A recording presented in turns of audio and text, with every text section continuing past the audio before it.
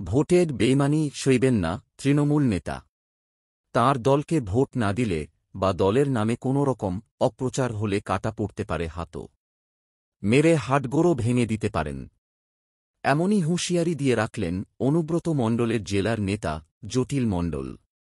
একেবারে দাদার কায়দায় হুমকি হুঁশিয়ারি জটিলের, বলছে বিরোধীরা। বীরভূম জেলায় যথেষ্ট দাপুটে জটিল।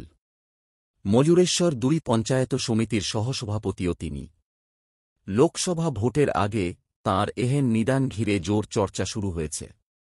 ময়ূরেশ্বর ২ ব্লকের উলকুন্ডা অঞ্চল তৃণমূল কংগ্রেসের দলীয় কার্যালয়ের সামনে সম্প্রতি লোকসভা ভোটের প্রস্তুতি বৈঠক ছিল।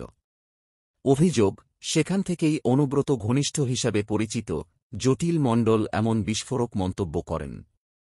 জটিল মণ্ডলকে বলতে শোনা যায়, আমাদের খাচ্ছে আর আমাদের সর্বনাশ করছে।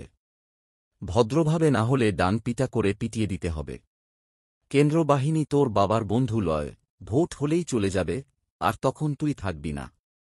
কারণ গ্রাম পঞ্চায়েতও আমাদের, পঞ্চায়েত সমিতি আমাদের, জেলা পরিষদ আমাদের, বিধানসভা আমাদের।